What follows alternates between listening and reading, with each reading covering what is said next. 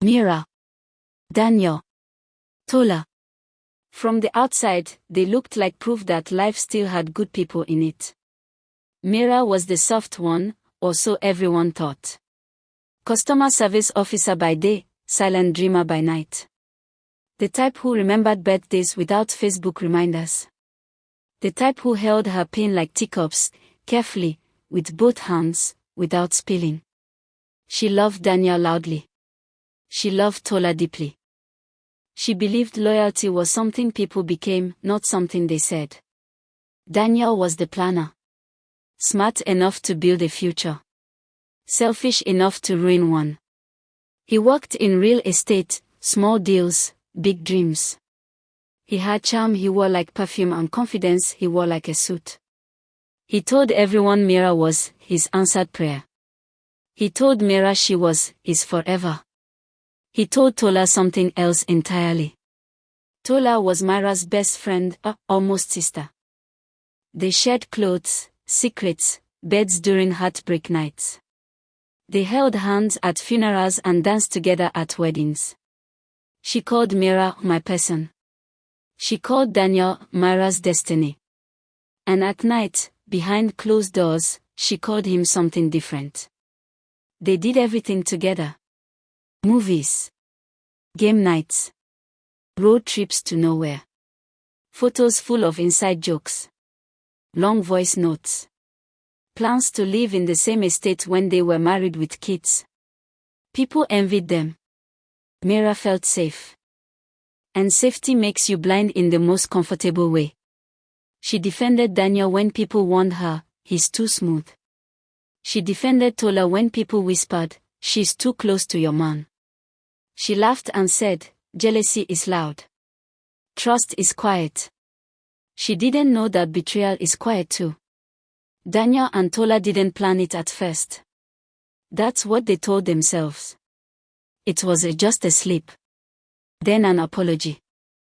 Then another meeting, to talk about it. Soon they were scheduling lies like appointments. I'm working late. My battery is low. I'm with my cousin. He told Tola, you understand me more than she does. She told Daniel, she's too soft, she'll never survive knowing. They didn't stop. They got comfortable. They kissed in cars parked on streets Mira would never walk on. They deleted messages with the same hands they used to hug her. They practiced betrayal until it became fluent. And every time they laughed with Mira afterward, they convinced themselves it wasn't evil because they still loved her. The day Mira found out, nothing dramatic happened. No thunder. No shaking hands. Just her best friend's name popping up on her laptop. Tola had forgotten to log out from her Apple account. The messages were not vague. They were not confusing. They were detailed. Specific. Familiar. Date nights. Hotel rooms. Pet names Daniel had once sworn were just for Mira. Mira sat very still. She waited for the tears. They didn't come. Instead, something inside her rearranged itself, slowly, like furniture being moved in an empty house. She closed the laptop. And that was when she understood something important. They didn't just cheat on her. They bet against her intelligence. She did not confront them. She did not scream. The next day, she hugged Tola like nothing had happened. She kissed Daniel like she always had. She listened as they lied to her face. Now that she knew the language, their lies were loud. She realized something else, they loved risk. They were greedy for big wins. They felt smarter than everyone else. And greedy people don't need to be pushed. You just open a door. They will run through it themselves. So Mira wiped her tears before they ever formed. And she began to plan. Slowly. Carefully. Patiently. She would not expose them.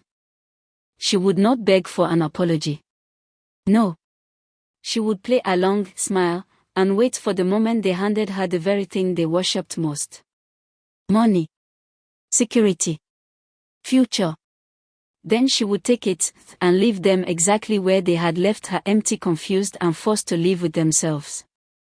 That was the day Mira stopped being the soft one. That was the day revenge stopped looking loud and started looking like silence. And from there, the game began.